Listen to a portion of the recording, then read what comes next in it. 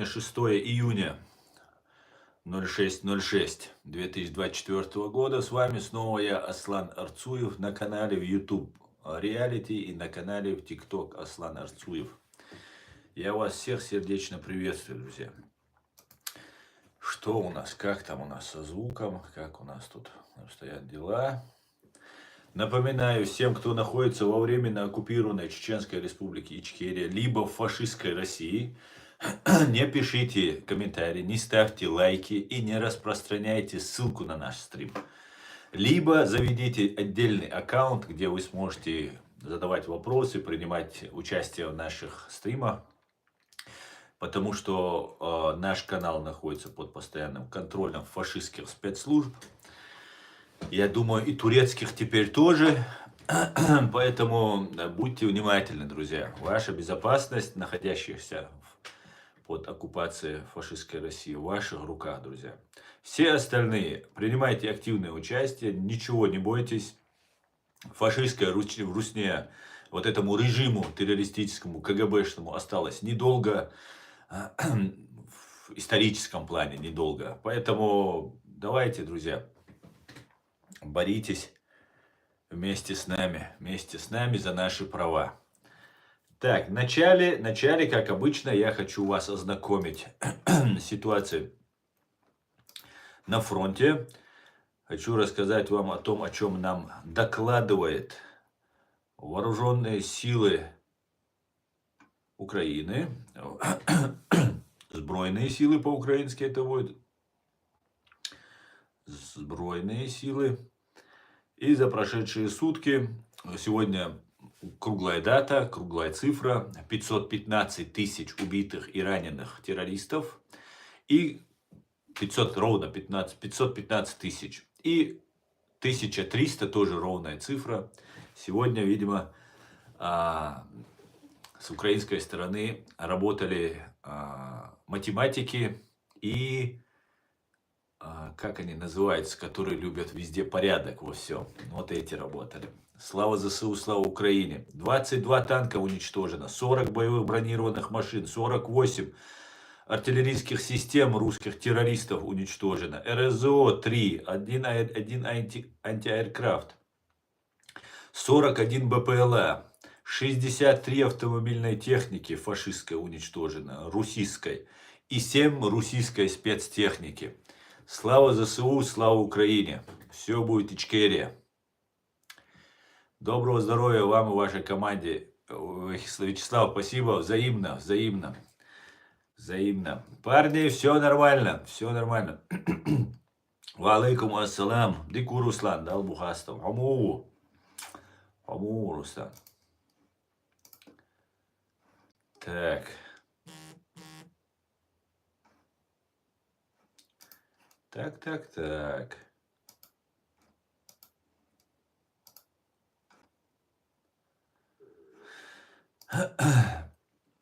Сегодняшний свой стрим я назвал «Русско-турецкие спецслужбы, враги чеченской нации и Чеченской Республики Ичкерия, чеченского государства». И я бы хотел сегодня об этом рассказать, поговорить об этом, услышать ваше мнение по этому поводу, ознакомиться с ним и высказать свое мнение по этому поводу. Потому что я считаю, исходя из тех событий, которые проходят, турецкие спецслужбы, сразу же, еще раз, каждый раз я это буду вам напоминать, это не касается турецкого народа, никаких тюркских народов. С большим уважением отношусь ко всем. Я отношусь плохо к вероломству, лицемерию, подлости. И если какая-нибудь имперская сволочь пытается мою страну приватизировать, как это делали 400 лет русские террористы. И кому-то может показаться, что чеченцев можно, как вот этих кадыровцев, использовать и сделать из них пехоту для Турции, для еще кого-то.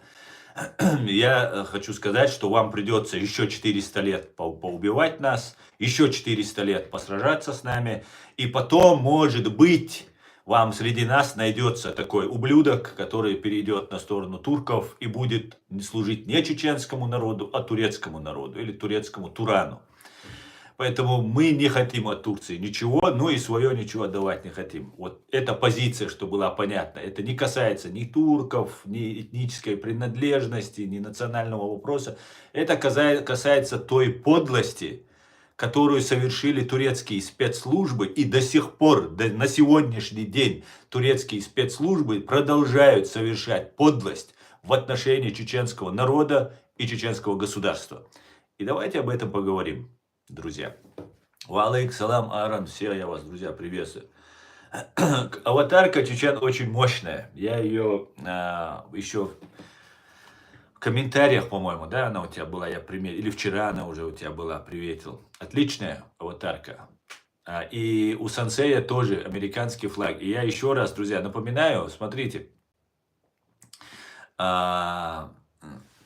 много уже проделано работы против нас.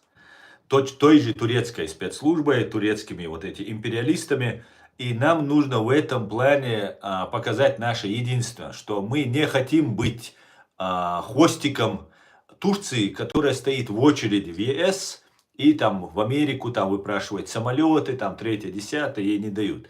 Чтобы мы все понимали ситуацию, ну я про аватарку, про американский флаг говорю, пожалуйста, поставьте, кто может, на свои аватарки американский флаг.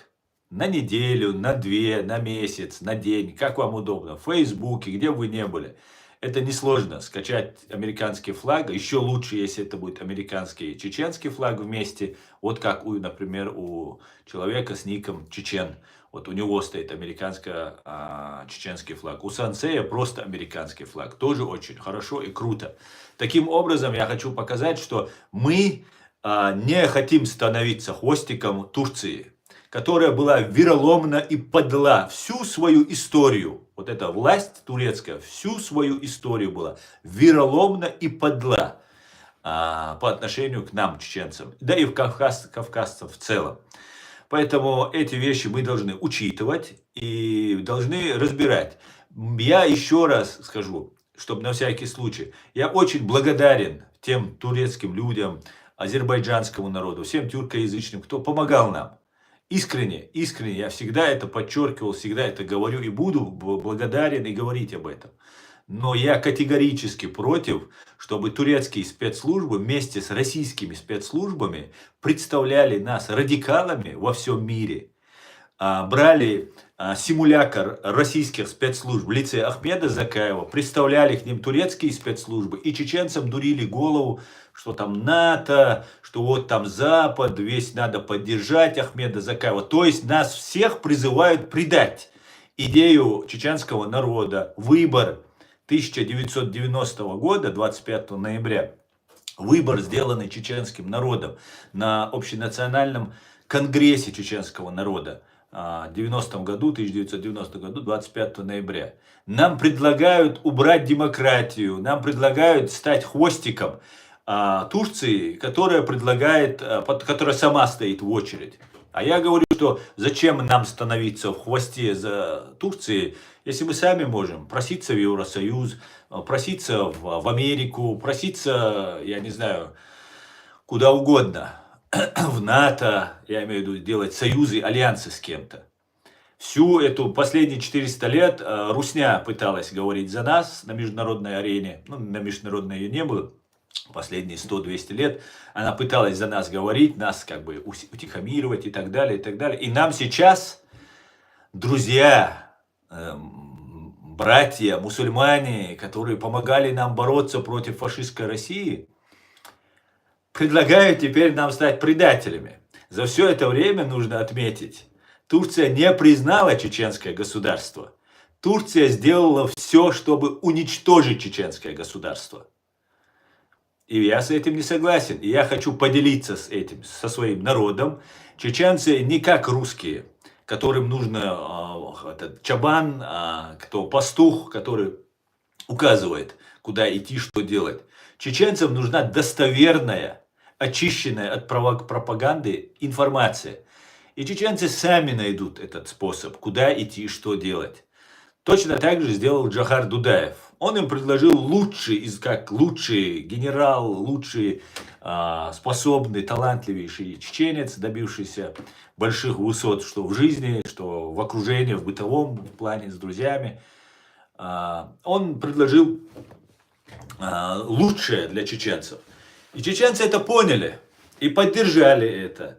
Потом его убили, потом началось много чего. И наши друзья под маской друзей Турции оказалась очень вероломной, на мой взгляд.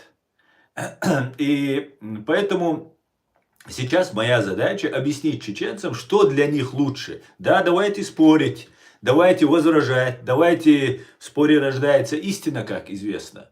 Возражайте мне, доказывайте свою позицию, а я буду доказывать вам, что нам выгоднее идти так, этим путем. Давайте об этом и обо всем поговорим. Так. Никита Сижук, Ахмад Силас, Аллаху Акбар, Россия немощь, пишет. Но он хочет сказать, Ахмад, это Кадыров он имеет в виду. Но у Никиты Сижук устаревшая информация. Сейчас нужно говорить Хож Ахмад Силас. Хож Ахмад. Хож Ахмад зовут отца Магомеда или Тимура Даудова. Вы теперь должны говорить, но тебе, Никита, простительно, ты у нас не чеченец, поэтому ты еще не в курсе всех там перетрубаций и не смотришь канал реалити. Смотри, тебе все будет ясно. Поэтому, а так все, что понимали, отныне не Ахмад Силас, а Хож Ахмад Силас. Понимаете? Так, все нормально. Это так, небольшая поправка для вас, чтобы вы понимали. Самое интересное, когда я, например, говорю о том, что делают турецкие спецслужбы, вместе с русскими спецслужбами и украинские тролли, турецкие тролли очень активно появляются. Не надо оскорблять, не надо троллить. Говорите аргументированно вашу позицию. Давайте я ее рассмотрю, давайте ее обсужу. Вся проблема того, что у вас со мной возникает, в том, что я не лгу своим людям, своей публике.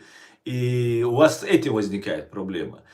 И вы боитесь правды. Если вы не боитесь правды, то давайте ее обсуждать спокойно, уравновешенно, по-человечески. Потому что турки нам не враги. Турки не враги. Протурецкие чеченцы нам тоже не враги, если они не связаны, не являются двойными агентами и русскими тоже. Но вы турецкие, понимаете, турецкие, а мы чеченские. Мы хотим только лишь на первом месте чеченские. А если ты служишь Турции, получаешь от нее деньги, то ты уже не совсем чеченский получается, ты больше турецкий. Еще нужно учитывать, что сейчас турецкие спецслужбы добивают чеченское, пытаются добить государство абсолютно нелегитимно, абсолютно недемократически, не учитывая волю чеченского народа, абсолютно пренебрегая выбор Конгресса ОКЧН от 90-го года, не учитывая, не уважая чеченскую конституцию. Понимаете? Я с этим в корне не согласен. Понимаете? Я в корне с этим не согласен. Как-то так, да. Салам всем свободным людям, салам Аслан. Салам, Эд, дорогой. Украина за Ичкерию, Маус Рейдж. А Ичкерия за Украину. Слава Украине.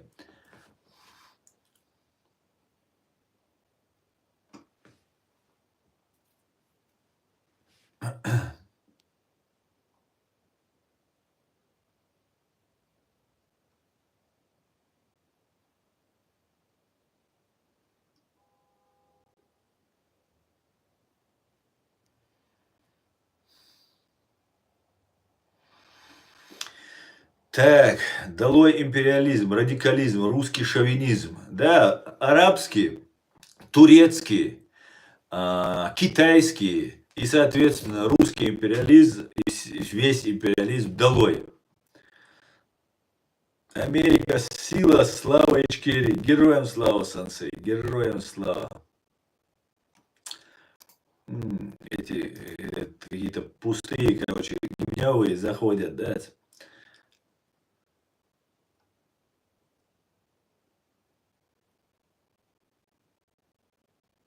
Так. Да бабки тебе американские нужны, говорит Лабиринт. Бабки американские нужны всем. Понимаешь, самая котируемая валюта на земле. Но в данном случае, если ты намекаешь на то, что я за бабки здесь что делаю, ты очень сильно ошибаешься, да? Чеченцы, знаешь, вы нас там представили, что мы там смелые и за деньги продаемся. Чеченцы обычные люди. Мы такие же смертные, у нас тоже кровь течет, и нам холодно, мы болеем. Не поверишь, у нас всякое бывает. Но при всем при этом у нас одна есть черта. Мы верны и не продажны. Верны и не продажны. Это и есть та черта, в которой нас ценят люди. Понимаешь? А так, конечно, мы все как люди хотим и кушать хотим, и одеваться хотим, и ездить на машине хотим. И все это у меня есть. И для этого не нужны американские деньги, понимаешь? Аслан, слыхал Талибан Дагестан? Нет, Сергей, Чечен, не слышал.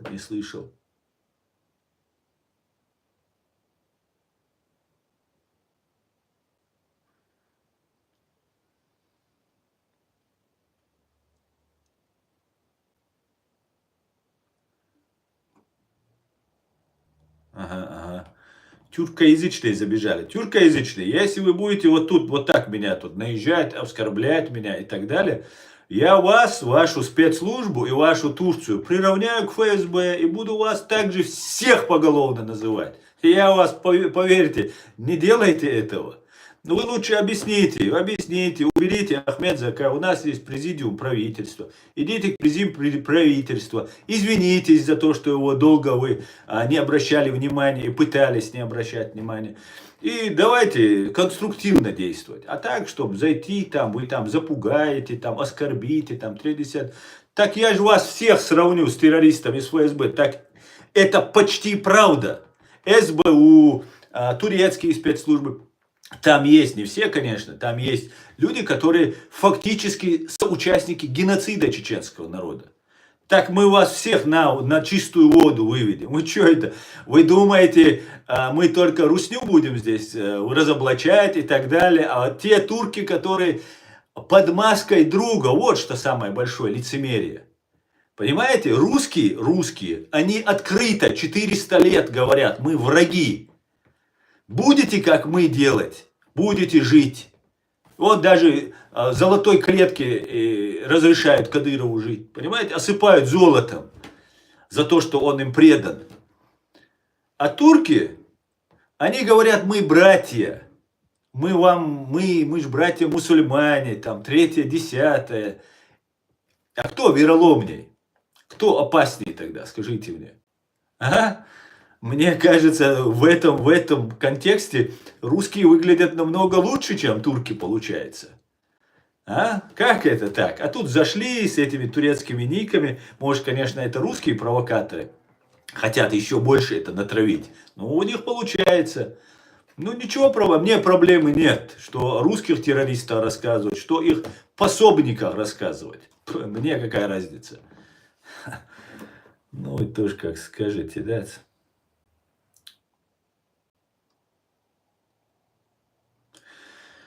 Так что вы хорошенько подумайте, чем начать, Леон, да?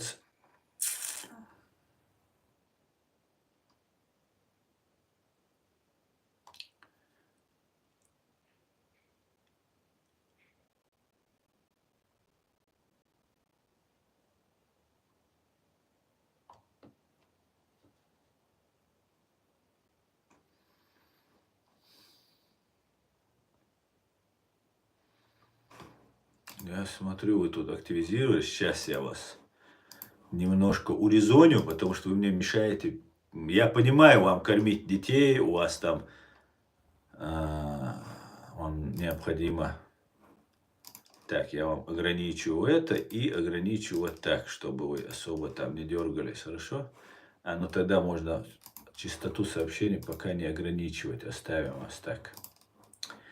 Ну ладно. Америка сила, слава Ичкерии, героям слава. Вот Америка сила. Так.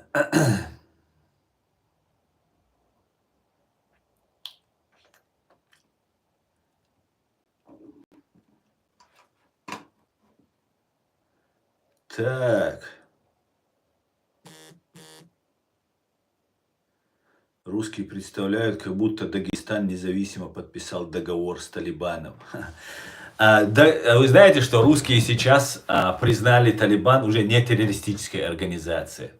Уже когда они с американцами воевали, русским было выгодно. Теперь они решили их, задобрить, замаслить, боятся Талибан, да?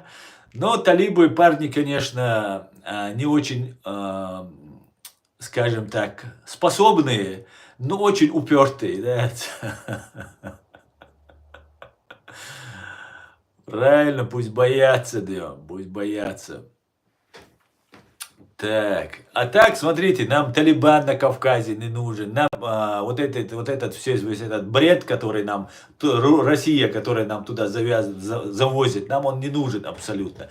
Также нам не нужен тот турецкий бред, который нам Турция тут навязывает. Обратите внимание, я вчера на чеченском об этом говорил, сегодня я буду говорить на русском языке. Обратите внимание, что все российские агенты, которые находятся здесь в Европе, у них в дружках постоянно ходят турки. Очень странно.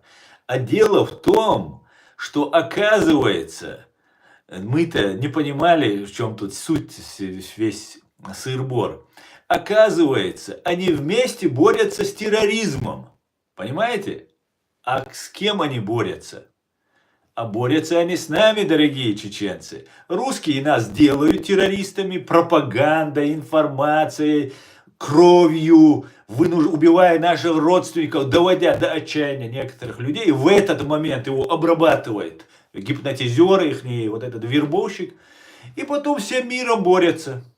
Всем миром борются с этим чеченцем. Об этом 20-летний, 18-летний, 25-летний, без образования, молодой человек, у которого все потеряно, у него ничего нет, он верит в Бога. И вот в этот момент появляются русские и турецкие спецслужбы.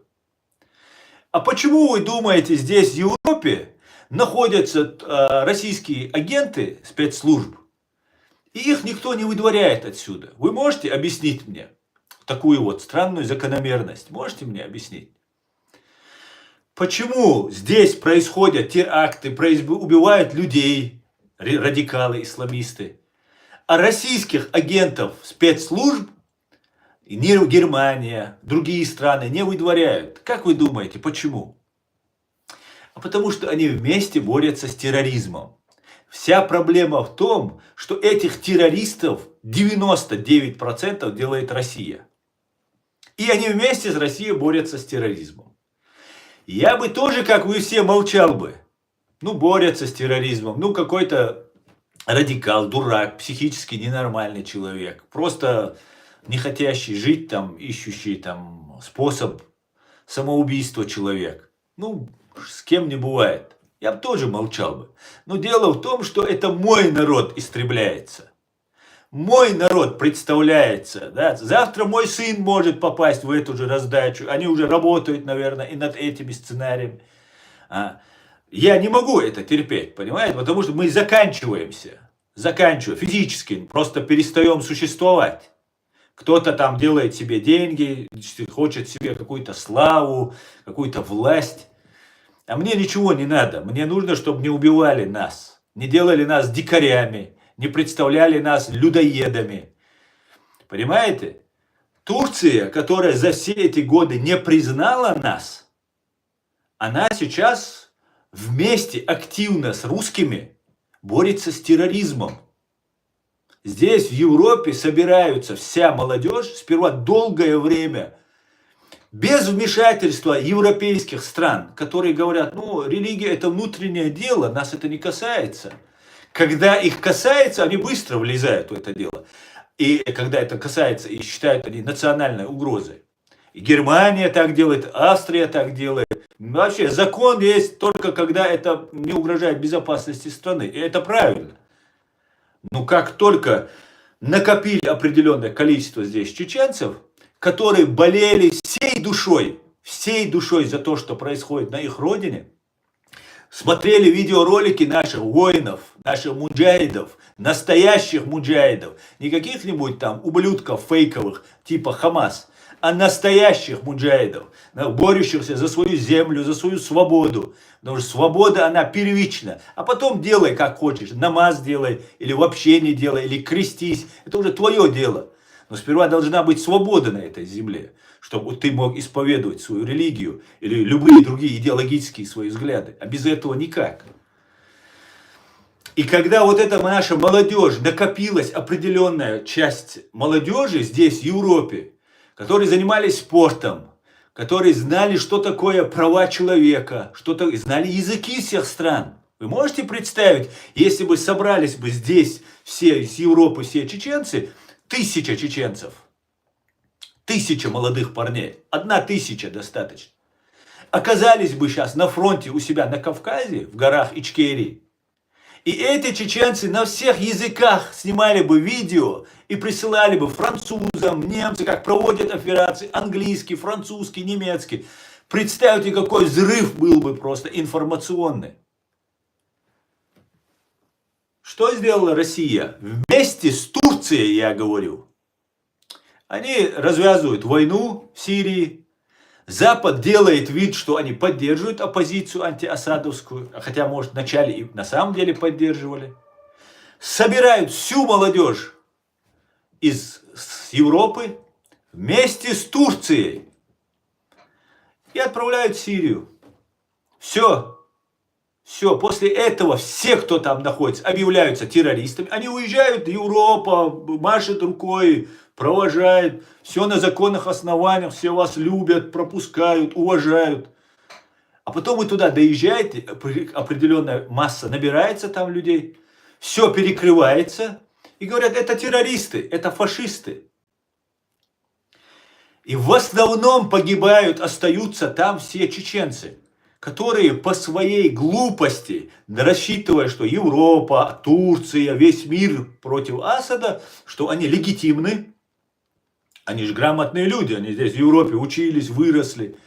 Они прекрасно понимают, все то, что они делают, действия легитимны, одобрено Западом. Значит, уже сзади тыл у них есть. Они забирают своих жен, рожают там детей кто-то. А потом их объявляют: террористы, пошли к черту, вы все будете уничтожены. Вот что говорят им. Все, кто возвращается оттуда, судят, сразу же материалы отдают русским и передают как матерого игиловца. А что такое ИГИЛ? Объясните мне, кроме того, что в Ютубе нам показывали, что вот у него написано ИСИС, ИГИЛ там, кто он там, Аль-Багдади у них там был, он сказал ему присягу. И все, что ли?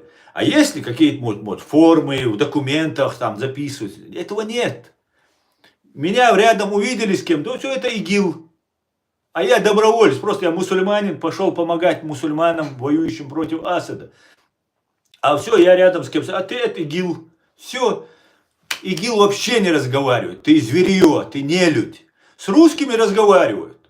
Русские не зверье. Русские, которые здесь теракты проводят, людей убивают, они не зверье. А если ты мусульманин и борешься за права людей, значит ты все, обязательно ты ИГИЛ.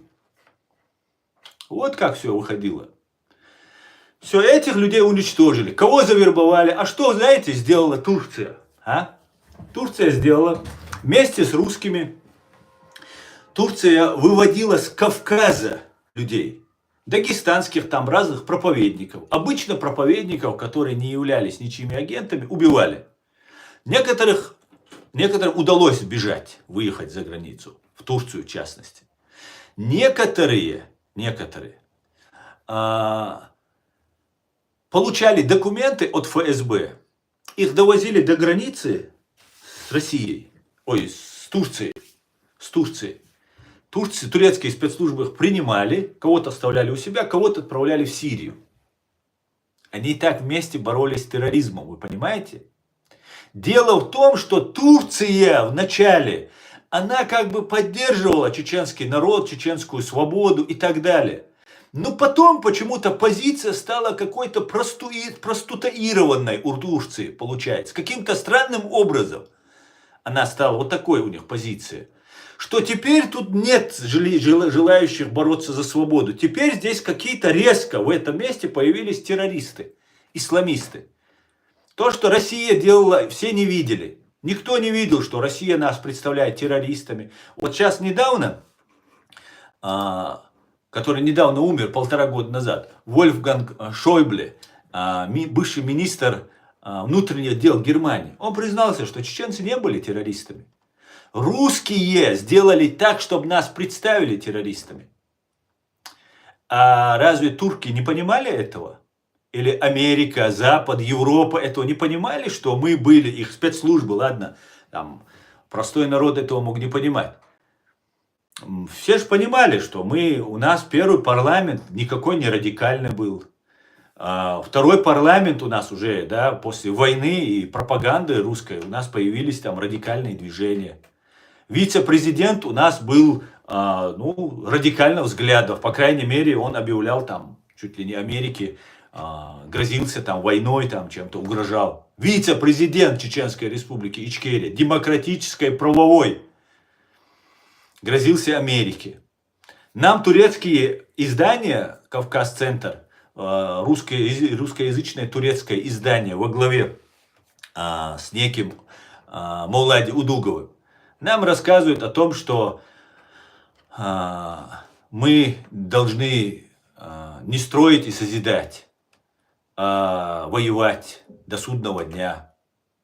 Нам рассказывают, что американцы убили нашего президента Джохара Дудаева. Это турецкое издание, Кавказ-центр нам рассказывает, что они убили Джохара Дудаева. И вот таким вот образом нас радикализируют и представляют дикарями. Представляете, мы стали инструментом в руках русских и турков. И все понимают, что происходит. Дело в том, что всем плевать просто, что каждому нужны звездочки на погоны, стаж, раскрытые преступления, борьба с терроризмом. Понимаете? Вот как ситуация развивается. И нас выставляют, и наше сопротивление при помощи турецких спецслужб сводится на нет. Сперва нам объявляет Имарат Кавказ через вот этого Мовлади Удугова, турецкого представителя. А Дока получает помощь какую-то, нуждается в всей поддержке. Соглашается, рассчитывая что-то. Но, видимо, не делает все, что ему говорят.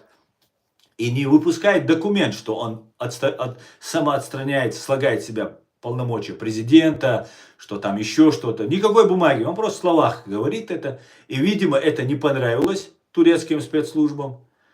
И все его окружение Докки Умарова забирают и его Доккина оружие, в том числе его схроны.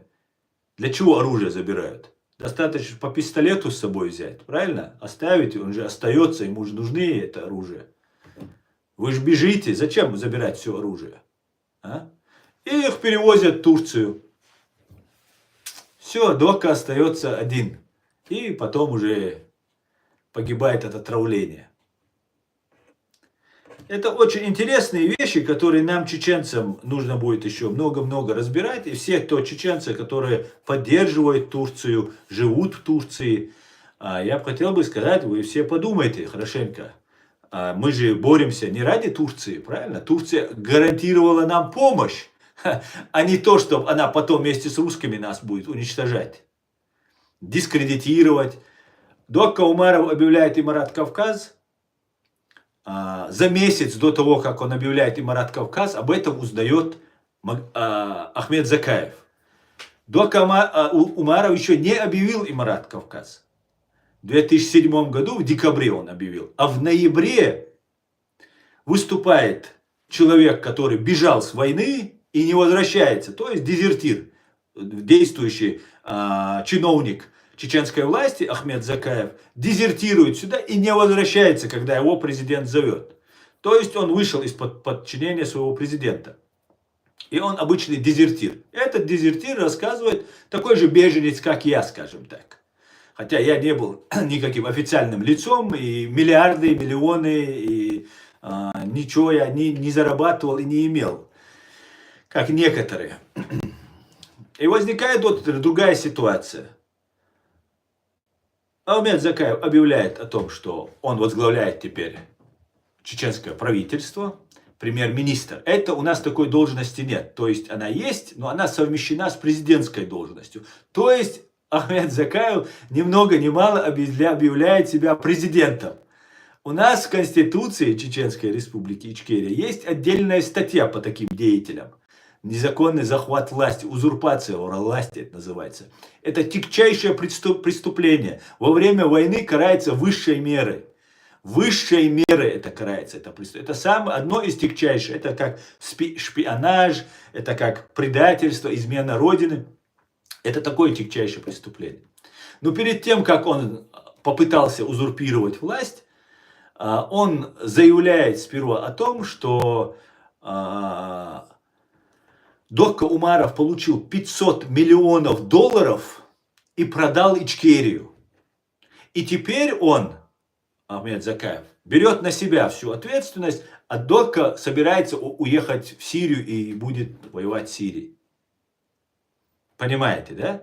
Действующего президента Чеченской Республики Ичкерия во время войны, который находится в тяжелейшем положении, не имея никаких оснований, не имея никаких доказательств.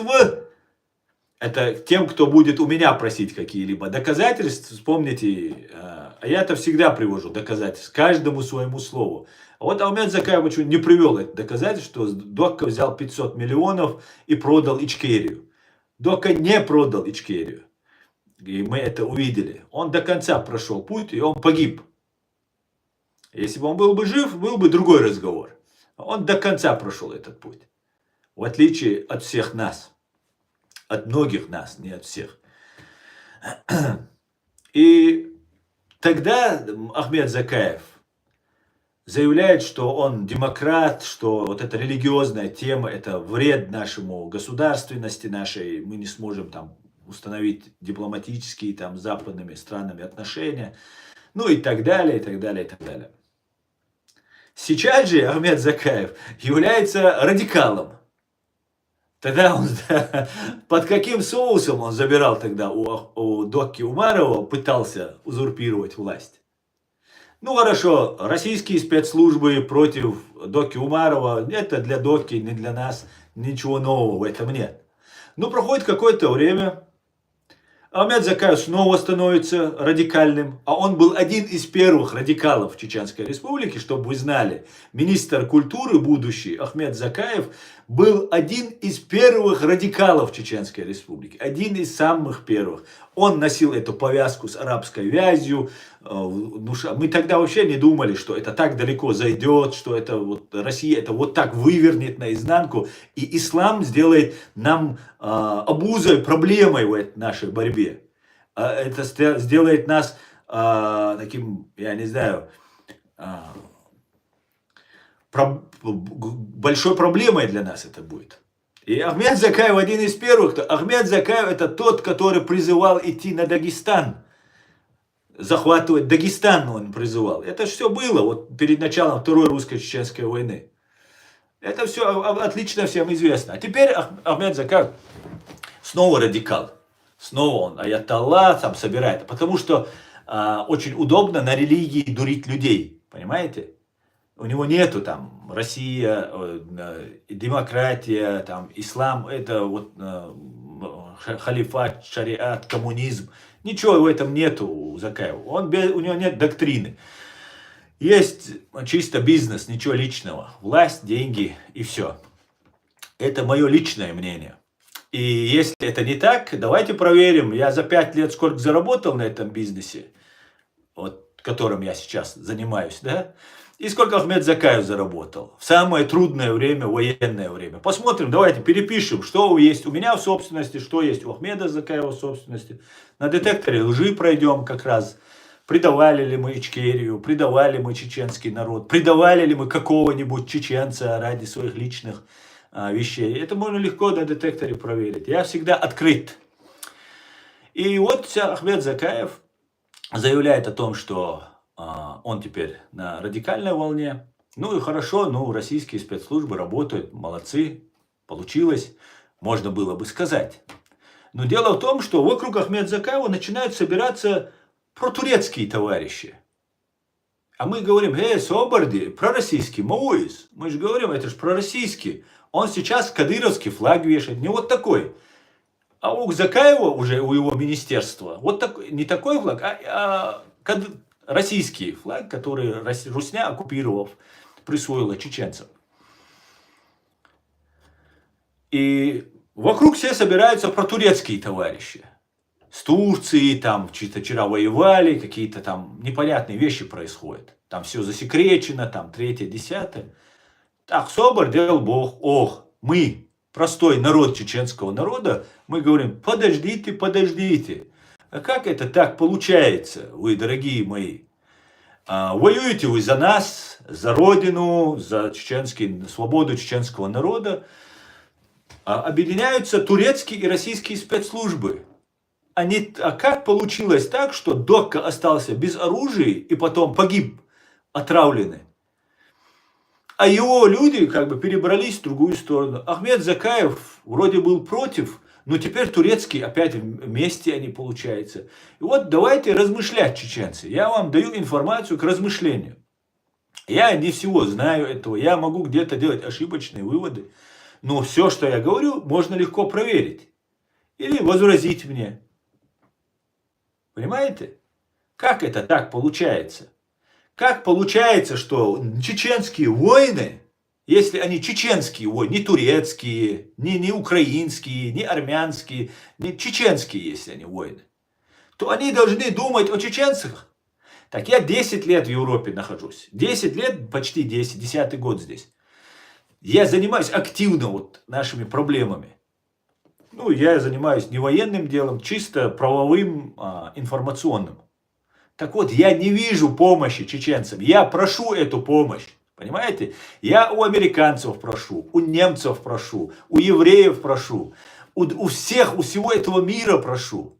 Но я не вижу ее от стороны Турции. Я не вижу от чеченцев здесь активно что-то делающих. А да, они служат Турции, служат каким-то своим делам, имеют какие-то свои дела. Я тоже работаю, тоже деньги зарабатываю, где что-то делаю, каждый чем занимается. Но чтобы кто-то занимался чеченской темой, я не вижу.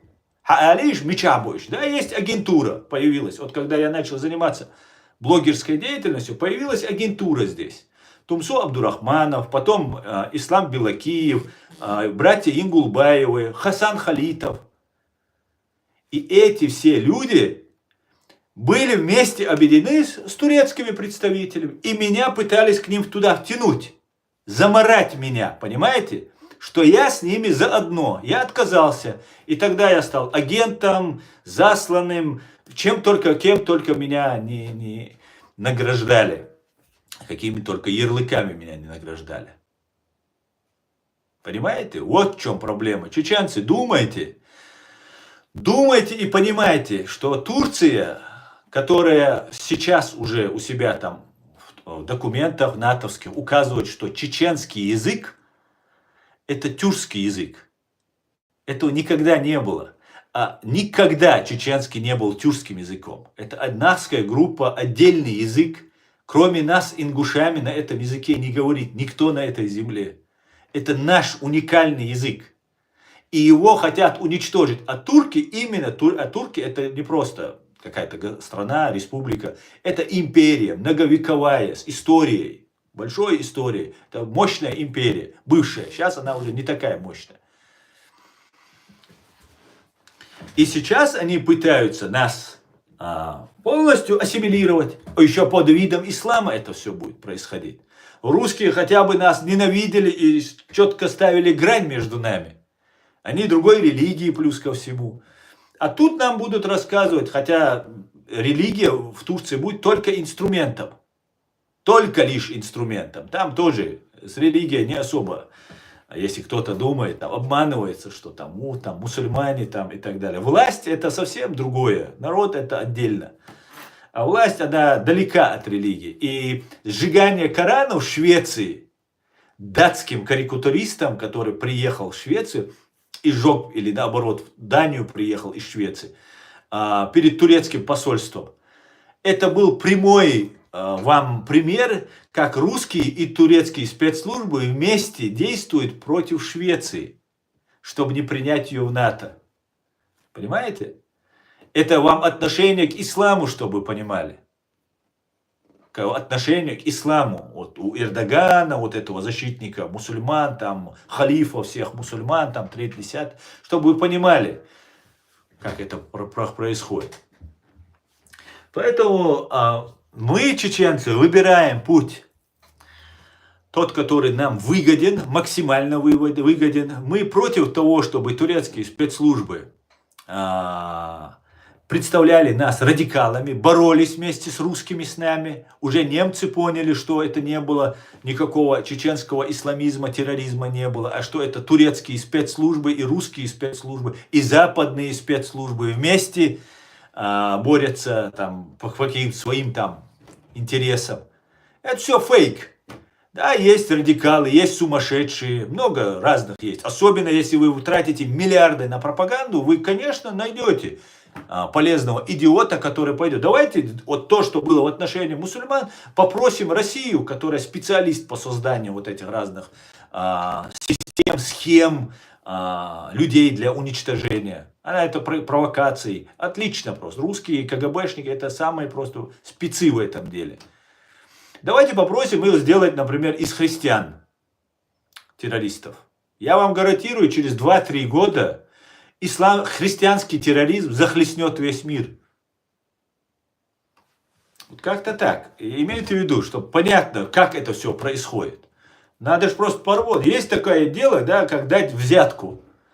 Вот дать взятку это преступление. Взять взятку тоже преступление. Но если вас провоцируют, если вас должностное лицо провоцирует, чтобы ты ему дал взятку, то в таком случае ты вынужденно даешь, чтобы уже не сесть там, или не лишиться прав там, или еще по какой-то причине. Даешь ты ему взятку. Вот если он тебя вынудил это сделать, то с тебя ответственность снимается. А как, если рассматривать, если делается провокация по убийству людей и еще убийству своих граждан, которых ты обязан защищать? Как это тогда получается?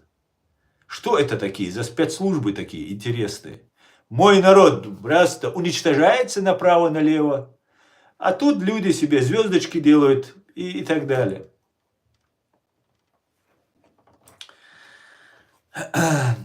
Я категорически против этого развития событий. Мы, чеченцы, не хотим быть хвостиком ни у Турции, ни у кого. Мы хотим быть субъектными, мы хотим иметь свое собственное мнение, свое собственное «я» в этом мире. Мы за это боролись. Мы не за то, чтобы Турция стала круче, управляя чеченцами. Никогда этого не будет. Турки и все, кто служит туркам, запомните, никогда мы, чеченцы, не будем вами управляемы. Мы будем субъектны на международном уровне и с вами будем на равных, а не вашим хвостиком, как вы нас хотите представить. Понимаете? И те чеченцы, которые там служат, есть там, наверное, заслуженные патриоты своего народа. Их тоже я хочу сказать. Шушейх Оман сбайл болшнала, шушейх Оман уэля ешдушун, шейх абаш уахтайна турку амаш халайдарга, вайн хилум дат. Еще говорят там НАТО, там третья Турция сильная и так далее, и так далее.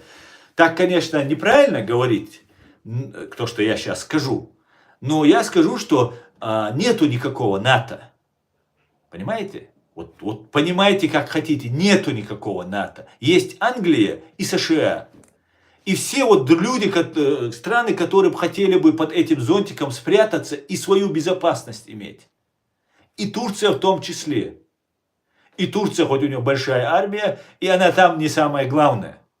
И Турции это очень не нравится. Турции хотелось бы быть еще более полезной.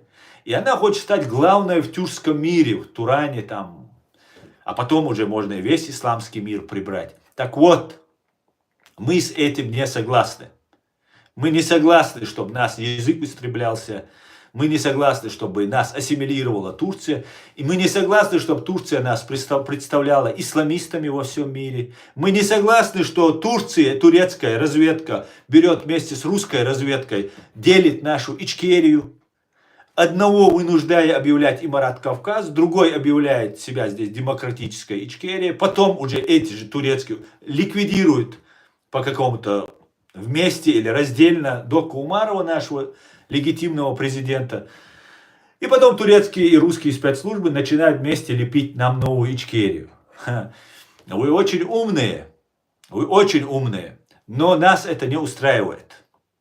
Мне нравится ваше желание, ваши способности, но нас это не устраивает. Меня лично я с этим не согласен. В корне. В корне. Понимаете?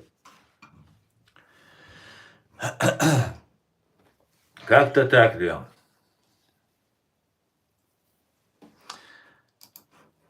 Меня это в корне не устраивает.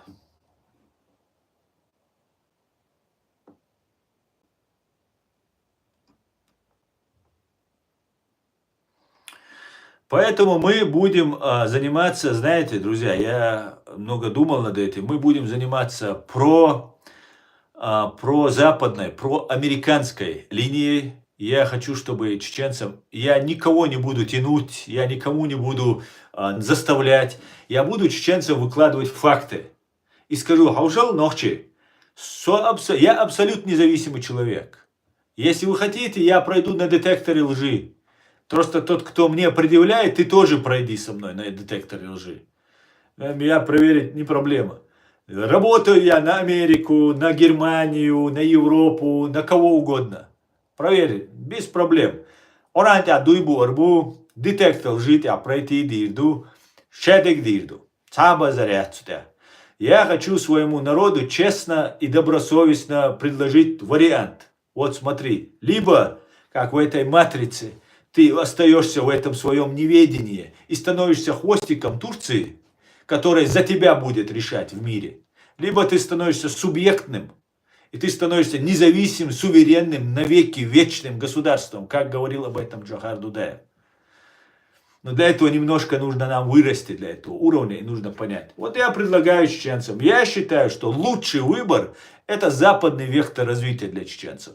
Лучший выбор – это Америка, Соединенные Штаты Америки. И по этому поводу я собираюсь объединять, начать чеченцев. Под флагом чеченско-американский, вот под этим флагом, вот под у чечена, который стоит флаг, чеченско-американский флаг. Вот я собираюсь сделать это. И каждому объяснять, я не враг мусульман, я не враг чеченцев, я друг и плоть от плоти чеченцев. Поэтому я хочу, чтобы мы сами выбрали свой путь. Не нам какими-то спецоперациями, какими-то обманами, дискредитациями, убийствами, запугиванием, подкупом. Нас они разделят вот так. И потом с русскими. Я ничего не хочу с русскими. Все, кто имеет любые контакты с русскими, это чеченцы, воевавшие против русских, но они служат турецкой разведке и там что-то делают. И так далее, и так далее. Вот вы мне все не интересны. Если вы работали с русскими, с российскими спецслужбами, я не хочу с вами ничего иметь. Никаких контактов с российскими спецслужбами, ни с кем я не хочу иметь. Если мы делаем свое государство. Служишь ты Турции, служишь ты там турецкому народу, пожалуйста, это имеешь право. Служишь Германии, пошел служить, ты обязан, выполняй. Да? Ты ждал присягу, ты клянешься, ты делай работу. Никаких вопросов, не вреди чеченцам. Единственное, чего я тебя прошу, не вреди чеченцам. А то, что делают вокруг Ахмед Закаева турецкие спецслужбы, это вред чеченскому государству. Все, что делала Турция последние годы, это вред чеченскому народу, имиджу и государству. И ничего не делала турецкая разведка, турецкие государства для того, чтобы очистить чеченское имя, помочь чеченскому народу. Я, как чеченец, который 10 почти лет этим занимаюсь, могу сказать, я не видел помощи от Турции.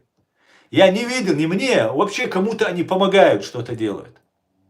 В Турции чеченцы живут в самых худших условиях. Вот из тех беженцев, которые разъехались по всему миру, в Турции живут в тяжелейших условиях. Раньше еще всегда была Турция вероломна, и имперская ее политика всегда была такой. Вместе раньше они в Большой Кавказской войне, 200 лет назад, почти 200, 180 лет где-то назад, они договорились, 170 лет назад, договорились с русским царем, что чеченцы они примут беженцев. После почти столетней русско-чеченской, русско-кавказской войны, когда некоторые черкесские народы полностью исчезли, а чеченцы от 2 миллионов, маленькие народы, убыхи, шупсуды, еще там были национальные, вообще полностью перестали, русские истребили полностью нацию, представьте, геноцид до полного истребления. Это не один только на Кавказе, это из Сибири и Дальний Восток, там много народов уничтожили, русские. Они так умеют, да? Кто не покоряется, те уничтожаются. Чеченцев из 2 миллионов осталось где-то 120 тысяч, как говорят. 120 тысяч. Из них, по-моему, 15 тысяч Турция сказала примет. Представьте. Собираются вереницы, все уже уезжают в Турцию, переселяются под власть халифа, мусульман там, 3-10. Приезжают они, а им говорят, мы вам лучшие земли дадим, приезжайте, мы вас там примем. Хорошо, обманутые чеченцы. А турки договорились с русскими закончить Чечню. На Кавказе туркам чеченцы не нужны, это нужно запомнить. Единственное, кому мы нужны на Кавказе, может быть, это американцы и англичане. Потому что, во-первых, они не на Кавказе сами, физически. А во-вторых, там им нужны свои люди, понимаете? А туркам, персам и русским там никто не нужен. А я вам предлагаю, чеченцы, вот как были хозяева на Кавказе, так и стать хозяевами. Заключить договор с Америкой и с Англией. И заключить договор и стать сильными и крепкими у себя на Кавказе. Понимаете? И стать субъектными. И быть такими, чтобы во всем мире ваш паспорт котировался. Вы могли в любую страну ногой дверь открывая заходить. Понимаете? Как, например, вы можете это делать с израильским паспортом, с немецким паспортом, с японским паспортом. И что сделали тогда турцы, полуторавековое, чуть более время назад? Турки обещали одну землю, а предложили поехать, когда уже добрались до границы, предложили поехать в другую сторону. На место, где абсолютно непригодно для земледелия, для того, чтобы была земля. Чеченцы возмутились, сказали, вы же обманули нас, а это, вереница идет месяцами до границы, и в этот момент, или там неделями, и в этот момент вам говорят, идите в другую сторону.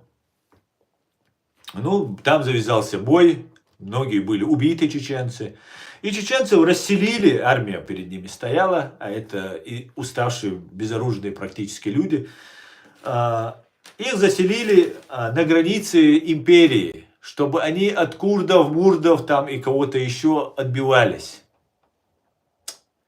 Это такая помощь была от братского халифата, от мусульманского халифа турецкого Османа. Понимаете? И ни один чеченец, который там жил, не сохранил, почти ни один. Да, там есть люди, которые еще кое-как могут изъясниться. Может быть, есть, я не знаю, если не фейк. Я просто начал говорить, что в Турции не сохранили чеченский язык, и начали нам из-под тишка показывать видосики, что там есть там на ломаном языке какие-то чеченцы там говорят. Но из всех чеченцев турки запрещали говорить всем, не только чеченцам, говорить. И курдам они запрещали. Курдам, мусульманам, курдам, ну они же халифы там, все такое же, вы же все единые мусульмане, правильно? Ты можешь какой угодно язык иметь, ты какой угодно национальность, ты же не должен турком становиться или арабом. Правильно? Ну, по идее, это так как бы. Так вот, они воевали с езидами, курдами, а внутри своей страны курдам, мусульманам, не разрешали говорить на курдском языке. Полностью запрет. На фамилию, на имя, язык говорить. Все, ты должен стать турком. Вот что нас ждет, если мы окажемся с Турцией. Понимаете? Турецкие и русские спецслужбы – это враги чеченской нации. И они это доказали. Вначале, да, помогали. помогали, видимо, входили в расположение, в доверие. А теперь чеченцы остались один на один. И все нас предали. Все занимают. Теперь нам хотят сделать кадыровцев турецкого разлива, которые будут управлять чеченцами, чтобы служить интересам Османской империи, Турану. Вот это приблизительно вариант. Я не согласен, извините. Я с этим не согласен. Я с этим в корне не согласен.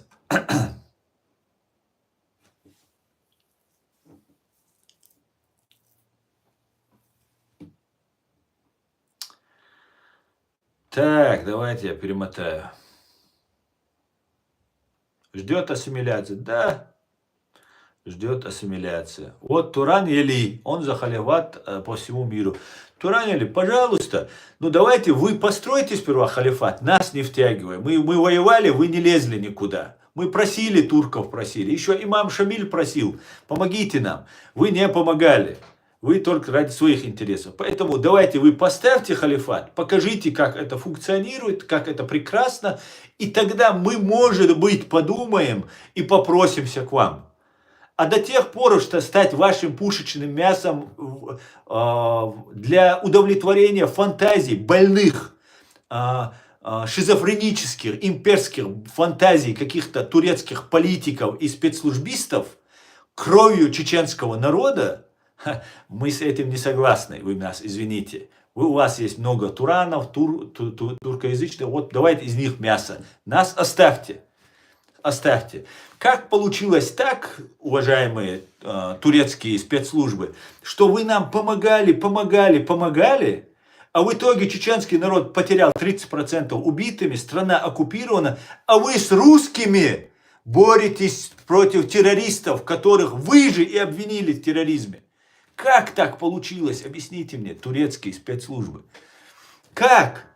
Вы же с Дудаевым. Дудаев очень на вас рассчитывал. Мы же вам верили. Мы вам верили безмерно. Понимаете? И в итоге вы сделали то, что всю свою историю вы делали.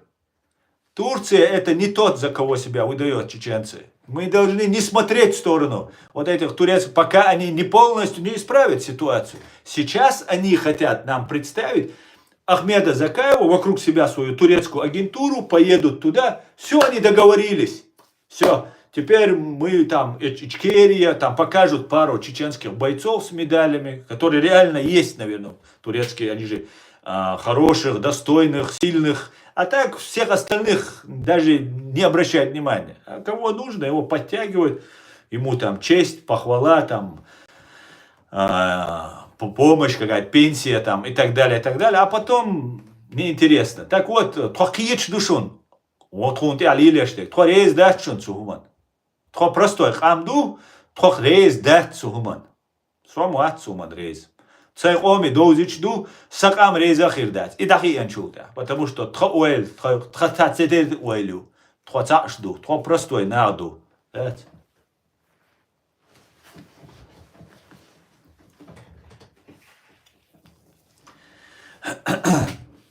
Так, давайте дальше, да.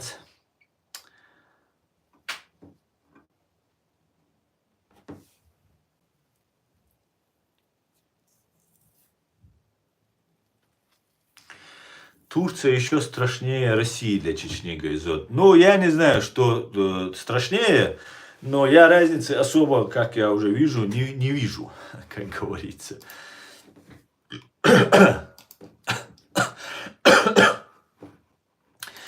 Как-то так, да, волки Кавказа, да. Уважайте Туран, или вы уже кафир, говорит. Туран. Это значит, мне долго объясняли, что если мне долго объясняли, если я не поддерживаю, я не знаю, Багдади или кого там, саудовского короля, то я кафир, да. Теперь появляются новые заявы. Вот видите, вот с чего они начнут. Ты не поддерживаешь Туран, это Богом послано. Ты обязан, ты кафир, отрезать ему голову. Вот что они нам готовят. Вот какой будет у нас режим, чеченцы. Они вместе с русскими, русские, для чего русские хотят? Они понимают, русские, что они ослабнут на Кавказе. И они сейчас с турками договариваются. Турецкая агентура и русская агентура, вы видите, она вместе. Они ни один друг другом, у них аллергии нет, у них все нормально, они взаимодействуют. Для того, чтобы русские могли уйти от ответственности за убийство чеченцев. И потом на территории Чеченской Республики Ичкерия создать Палестину. Я уже несколько лет этого, я с турками, вот я пришел, понимаю, что они вместе с русскими. А до этого я был уже, понятно было, уже несколько лет, я вам говорю, что будут, они хотят сделать у нас Палестину. Такой проект Палестина 2.0. Где мы будем такими жупелом, пугалом для всего мира. И если надо курдов успокоить, карателями мы такими будем.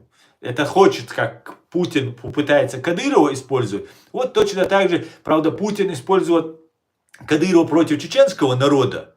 Я уверен, эти тоже будут. Как имам Шамиль, помните? Имам Шамиля мы сами себе на шею посадили, который потом трусливо сдался в плен. А потом этот же имам Шамиль над чеченцами издевался. Помните это? Это все одного поля ягоды. Это то же самое нам будет. Понимаете, чеченцы? Вот что нам готовят вот эти деятели. Кафиры мы будем, да? Вот такие вот дела.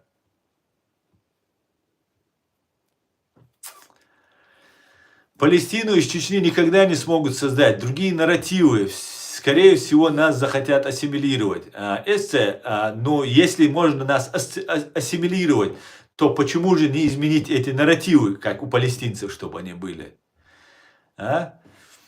Очень даже будет нам разрожено, вам скажут, вы же халифат хотите, вы же мусульмане, шариат хотите построить, чеченцы. Все вот мы вам даем, вот дикари, вот вы там живите, как сейчас Кадыров мечети построил. Что говорит Кадыров? Мы мечети построили. Вы что там в Европе сделали? Хоть одну мечеть построили? Значит, измеряется мечетями, значит. Если ты мечеть построил, значит, ты хороший человек. Не построил, значит, а если у тебя денег нет? Или если ты не являешься там марионеткой, коллаборантом русских, и нет возможности, как в таком случае быть? Поэтому их задача, настроив эти мечети, нас, конечно же, ассимилировать, стереть чеченскую идентичность, превратить нас в каких-то непонятных такой арабско-турецко непонятный какой-то вот этот такой сброд. И потом вот после этого будет очень удобно использовать там против езидов, они же язычники. Ну, конечно, я даже убивать надо язычников, конечно. А эти кафиры, давай кафиров будем убивать. Вот что ждет чеченцев.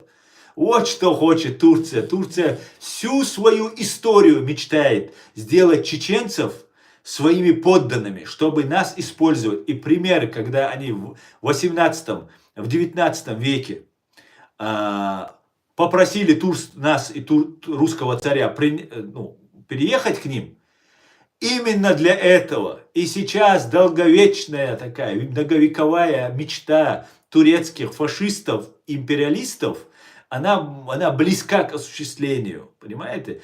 И что сейчас чеченцы будут им служить. Нет! Мы не будем служить Турции. Турции, кто хочет служить, пусть едет получать турецкое гражданство, живет в Турции и служит Турции. Чеченец будет служить чеченцам. Чеченскому народу и чеченскому государству. Вот что будет. В противном случае нам не интересно. Ну и что воины смелые, там, отважные, много есть. А кто служит нам, чеченцам? Простому нам. Вот я простой человек. Я уважаю Шамиля Басаева, Докку Умарова, потому что они служили мне, моему народу. А не потому, что они были там супердиверсантами или суперсмелыми парнями. Не поэтому. Да, за это тоже они отдельно заслуживают уважения. Но я их уважаю, и чеченский народ, они в истории будут как герои чеченского народа за то, что они делали для чеченцев. Понимаете? Восстановление Израиля, проект, возможный на нарративах Библии, на этом основании, что Бог для евреев Израиль. Уверен, что Библия ради Чечении не перепишут. Но я тоже думаю, не перепишут, конечно.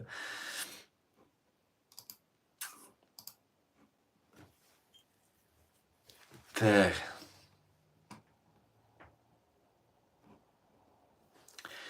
Вот такие вот дела, чеченцы. Мы все это должны знать, понимать. Нам воткнули нож в спину, пытаются дальше продолжать тыкать. Вот они все очевидно.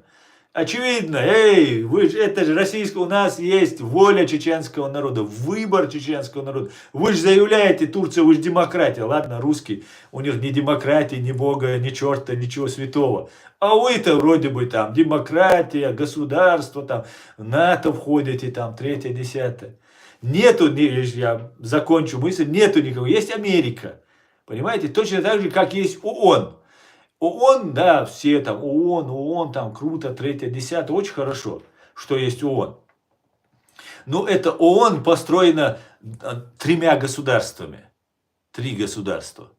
Великобритания, США и СССР. Хотя почему-то вчера террорист Путин сказал, что самое большее в борьбе с нацистом внесла Россия, Российская Федерация. Мне кажется, такого образования, может, я не помню, Владимир Путин, но, по-моему, такого образования вообще не существовало, Российская Федерация. Тебе не кажется? Ты бред несешь. Это так, отвлекаясь. Так вот, когда Вторая мировая война закончилась, мир был поделен. Абсолютно несправедливо. Абсолютно несправедливо. И сейчас даже, тогда еще, по-моему, Рузвельт или Черчилль, я не помню сейчас, кто конкретно сказал, по-моему, не ту свинью завалили, а нужно было красную свинью завалить. Вот тогда был бы справедливый мир на этой земле. Но не завалили красную свинью, завалили коричневую, чуму. И в итоге мы оказались разделены вот этими тремя государствами, и они создали постоянных членов Совета Безопасности. Это вот хозяева этой жизни. Вот все, главные они, короче. И русские взяли себе в союзники слабую, но очень большую Китай. Потому что 2 на 2 быть. Китай там особо ничего не делал в войне. Вот эти 3 страны было. Советский Союз, англичане и американцы. Взяли китайцев. Тогда и американцы подумали с англичанами и решили, если 2 на 2, нужно, чтобы больше 50% было. Взяли французов. И когда немцы подписывали капитуляцию, говорят, немец сказал, который, не помню фамилию, генерал, который подписывал, сказал, когда им сказали, что вот победители это и французы, он посмотрел и сказал, и эти что ли победили нас? Ведь мы же прекрасно знаем, что Франция была захвачена Германией, и вагончик привели французов и подписали акты капитуляции французы. И благодаря отдельным просто представителям Франции там какая-то борьба шла. А так Франция особо и не сопротивлялась, получается. Потом уже партизанщина пошла, 3-10. Вот таким вот образом. А все остальные в ООН, которые сидят, это не то, чтобы обидеть, сказать их, назвать статистами, больше, которые так встречаются, там какие-то свои дела делают и так далее, и так далее. Так вот, Турция не входит в постоянные члены Совета Безопасности. Понимаете? Турция не входит. Также в НАТО есть самые мощные государства. Это, конечно, первое, это американцы и англичане. И наша Германия тоже сейчас имеет вес. И я очень надеюсь, что Германия вместо России займет место постоянным членом Совета Безопасности ООН. А Россия будет выкинута оттуда. Да, могла, я на это очень рассчитываю. Но близко там Турция не стоит. Так я спрашиваю, чеченцы, выгодно ли нам становиться в хвост какого-то Турана, когда мы сделали больше, чем этот Туран против этой империи, вот той войны, которая сейчас идет, сейчас воюет Украина, там, 3-10. Мы дали этому миру 30 лет, 25-30 лет подготовиться к этой войне. Понимаете? Не Турция дала, не кто-либо. У нас на равных есть со всем миром стать, у нас есть уникальная возможность стать субъектными, напрямую быть союзниками с Англией, с США, с Германией, с Израилем, с Францией, с самыми сильными и самыми мощными государствами, чем становиться какой-то, знаете, такой бесплатным приложением среди тюркоязычных. Мы всегда будем второсортными. И я не хочу учить тюркский язык, если честно.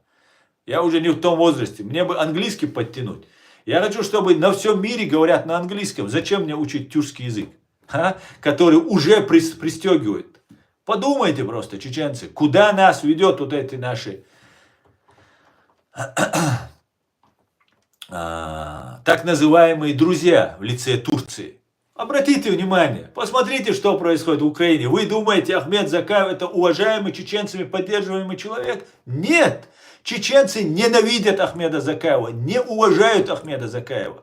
Я как человек, который повелся на его обман и верил его, поддерживал его, вам скажу, я столько получал хейта, столько негатива. Мне говорят: Аслан, куда ты лезешь?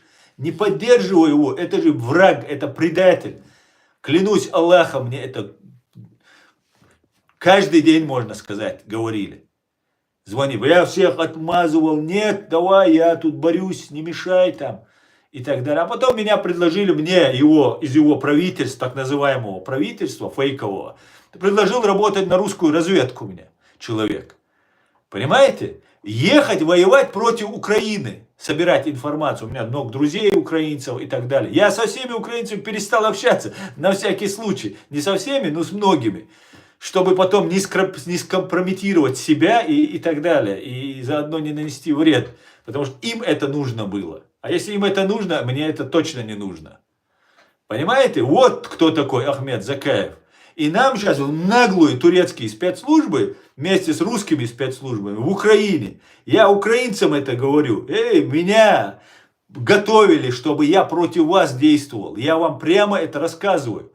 Украинцы делают вид, как будто ничего не понимают. Сидят, я не знаю, голову в песок спрятали и ничего не говорят. А Ахмед Закаев там действует, там что-то там. И опять же через Турцию, через крымских татар. А вы знаете, Турция, что Украина, что вам будет? Вы потеряете этот Крым в пользу Турции. Вот что вам под видом друга сделает Турция. А крымские татары будут на их стороне. Кстати, вот так это может развернуться. Крымские татары, которые не воевали, когда Крым их оккупировали. Не было боевых действий на территории Крыма. Почему? Ни украинцы, ни крымские татары. Почему вы не воевали? У меня вопрос. А сейчас вы захотите быть с Турцией. Это тоже, я думаю, не за горами. И Турция, и Украина потеряет влияние на свой Крым. С русскими была проблема из-за Крыма. Теперь будет у вас проблемы с Турцией. Это вам через 10 лет, украинцы, 100% я вам гарантирую, ну максимум 20. Вот вы увидите. Если вы сейчас не посадите на пятую точку и всех вот этих турецких вот этих деятелей там не разгоните оттуда, давай, все, убирайтесь. Но вы не делаете этого. Понимаете? Тут удивляются, почему там нам не помогают, нам оружие не дают и так далее, и так далее. Ну, посмотрите, как вы себя ведете, украинцы. Коррупция страшная просто. Чеченцев вы, если вы на самом деле боретесь, то чеченцы были бы вам, я не знаю, знаменем, если бы у вас хватило бы ума, там, людей, которые бы этим занимались. Вы могли бы сделать из этого знамя. А вы взяли симулятор вместе с Закаевым, вместе с турецкими разведками. И все чеченцы отвернулись от вас. Те, кто там воюет, остались. Некоторые там молодежь думает, там, которая не разбирается, не знает, кто такой Ахмед Закаев, видит натовский там вертолет, оружие, формы и думает, надо подтягиваться. Так к вам чеченцы приезжают. И вообще мы за вас, вообще, по большому счету. Это вы не за нас. Даже когда мы воюем за вас, вы не за нас, понимаете, украинцы? Вот что вы делаете, и себе вредите. Можно было бы сказать, что у вас там какая-то национальная там выгода будет, если вы с турками, с русскими будете. Но это далеко не так. Сейчас, во время войны, вам нужна наша помощь, наши взгляды. Вы должны днем и ночью, вот наш президиум, все там интеллектуалы с огромным опытом, вы должны днем и ночью конспектировать, что они говорят, чтобы потом сравнивать, что у вас происходит. Потому что у нас колоссальнейший опыт, вот у нашего президиума. А вы общаетесь с агентурой какой-то российской, которая вам вот так по ушам ездит, рассказывает там, и вы думаете, о, вау, круто. Вот что происходит, дорогие мои идеи. Эх, давайте почитаю ваши комментарии. За вільну Ічкерію. Дуже дякую, слава Украине. Друзья, если я что-то говорю там про Украину, я это говорю не для того, чтобы вам обидеть или вас где-то принизить. Ни в коем случае. Я целиком и полностью за вас. Целиком. Я переживаю, что вы проиграете. Проиграете. Крым, Украина, абсолютно, абсолютно так. Но есть, я думаю, уже работа ведется по этому поводу, чтобы он не стал. Демократ, спасибо, спасибо.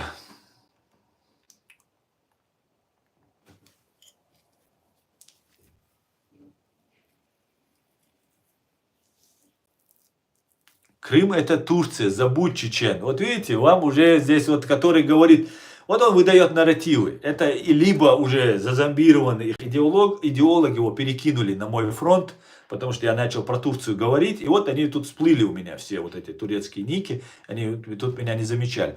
Значит, если я не поддерживаю Туран, это его нарратив, не поддерживаю Туран, я кафир. Если и Крым это Турция, забудь чечен, он мне тут пишет. Вот я просто знаю, как Турция действует. Она без мыла, брат, сват, Кондрат, все, а потом на, получи, фашист, гранату. Вот что они делают. Тюран для тюрков, Кавказ для Кавказа. Абсолютно так, абсолютно. Абсолютно. Хороший лозунг, кстати говоря, СЦ. СЦ, ты в Америке, и знаете, я планирую, конечно, это еще только в проекте, я сейчас буду над этим работать усиленно. Я планирую создать движение, американо-чеченское движение, американо-нохчи, не чеченское, а нохчи, американо-нохчи движение. И мне нужны американцы, мне нужны все национальности, мы берем всех будут в нашем движении. И я вас всех, друзья, готовлю вас, готовьтесь к тому, что вам всем придется вступать в это движение, или это будет инициатива, или это будет такая группа, которую мы создадим. Там будут Америка, все национальности, вообще ограничений нет ни по гражданству, ни по национальности и так далее. Никаких вопросов нет. Поэтому сейчас, и вот вам идея, которая у меня тоже только в голове, я ее буду обрабатывать, и я вас прошу, ваши мысли, ваши умные советы мне очень нужны. И все, кто готов, пожалуйста, можно потихонечку уже начать в этом смысле думать, и я все подготовлю, еще там обсудим, подготовимся и так далее, и так далее. И в итоге мы должны всему миру и американцам в первую очередь показать, что мы хотим быть с Америкой, мы хотим быть с Западом, с Европой мы хотим быть. Мы хотим двигаться на Запад, а не быть хвостиком у тех, кто стоит хвостиком в Европу. Евросоюз Турцию не принимают. Понимаете? Вот в чем вопрос.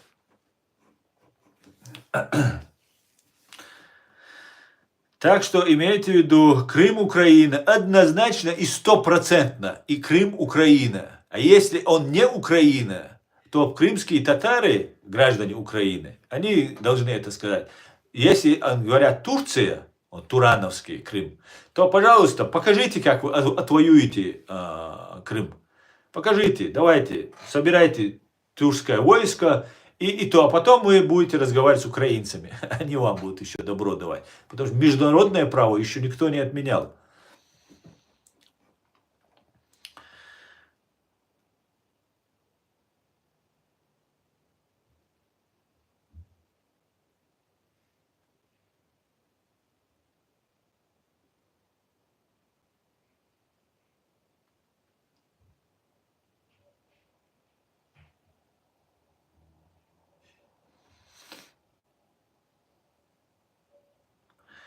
Америка Нохчи звучит нескладно. Складно, чечен. Складно. Но название это второстепенно, друзья. Главное, там должно быть слово «ногчи» и «Америка». Это будет movement, может быть, это будет лобби или это будет инициатив, неважно. Важно, главное, чтобы мы были объединены одной идеей и одним намерением объявить, что мы есть, а на Западе, в Америке демократия, она не фейковая, она настоящая, как мы понимаем. Чечен садис ундос эшце. Я хочу ногчи быть, ногчи. Альянс тоже неплохо.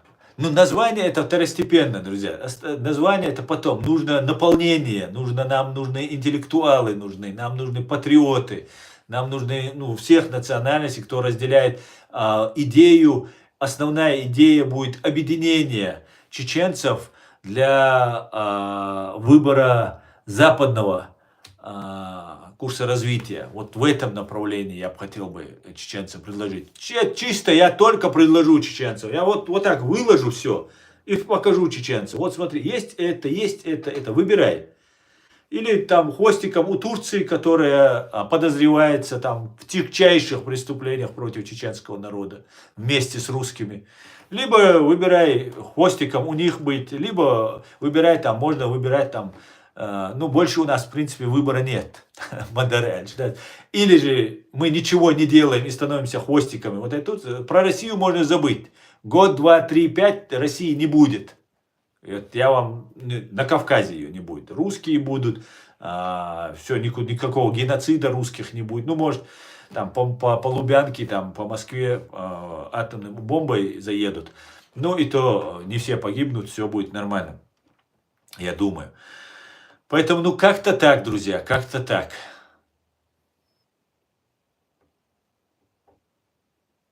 Надо объединить всех чеченских ЦРУшников, ФБРовцев, военных и госдеповцев с нашими патриотами в мире. Ага. А есть у нас ЦРУшники, ФБРовцы, военные и госдеповцы чеченцы? Вот вопрос ставится. Если они есть, то, конечно же, что они делают вообще? Почему они вообще сидят и не объявляются, если они есть? Нужно объединиться. Только Америка, я вижу, спасение для нас. Я больше спасение. Alliance of People Caucasus. Джимми Фокс, конечно, хорошо, но я хочу слово «ногчи», чтобы там было. Я хочу не употреблять слово «чечен» вообще. Чечен, вот смотрите, в чем проблема. Когда мы говорим чечен, то турки, или такие, как турки империи, которые хотят нас уничтожить, они могут спокойно написать, что наш язык это тюркский язык. А если мы ногчи, то наша группа, наша языковая, ногчи, ноховская, нахская группа получается. Это наш язык, это уникальный в своем роде язык. Такого в мире нет, его нельзя потерять ни в коем случае. Это достояние всего человечества. Один из языков древнейших, одним из самых, не как русский искусственный, а настоящий, зародившийся 1000 лет назад. И поэтому мы должны называться не чечен, хотя в мире нас только так знают. Мы должны называться ногчи. Так мы должны себя отождествлять. И заодно вот эту всю грязь, которую на нас вот эти чеченские террористы, там 30 навешивали, и потихоньку от нее отойдем. И пусть Турция считает, что у нее там чеченский язык это тюркская группа языков, а ногчи язык это наш ногчи язык. Вот так я думаю. Я хочу популяризировать это слово. И если получится, я призываю вас тоже всех поддержать. Это еще подчеркивает о нашем языке. А язык это суть наша. Без языка нас не будет. Все, мы станем кем угодно. Арабами, турками, русскими. Кем угодно, но не чеченцами. Поэтому нам нужно язык сохранить свой. Язык это все. Это культура, это все.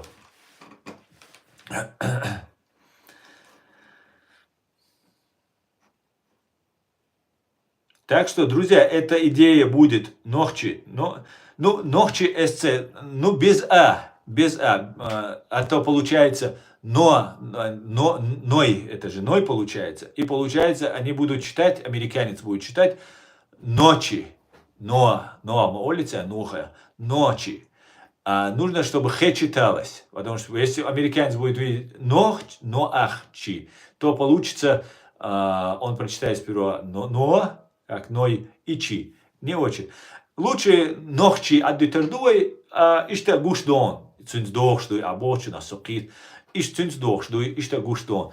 И потом откроем хадуэллердуй, Эрен мадацта иш тердубо, потому что дух амнаш дух дынянча, ну поемаря шаш хадуэль бойца ждуцеш.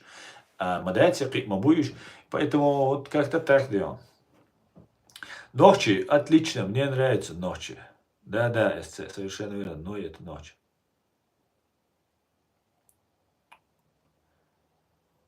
О, тюрки это супер умные люди.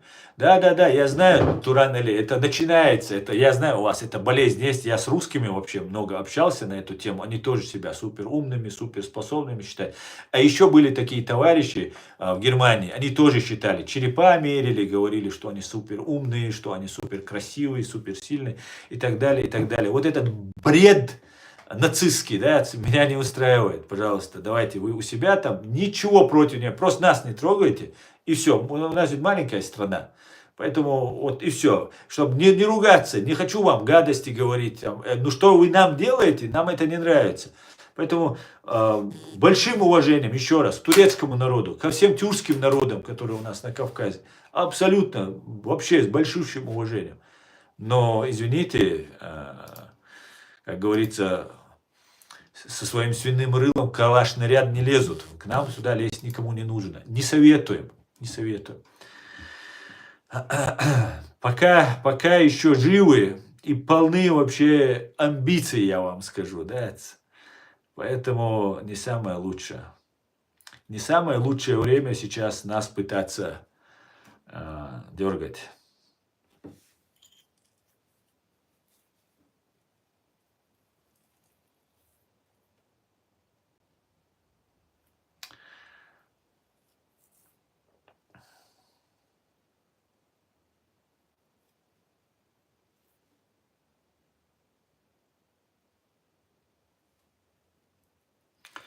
Кавказ, колыбель цивилизации, говорили древние греки. Да, совершенно верно. Кто хочет называть себя Кавказом, пусть восстанут против империи. Да, совершенно верно. Немецкий этнограф назвал европейцев кавказской расой. Да, совершенно верно.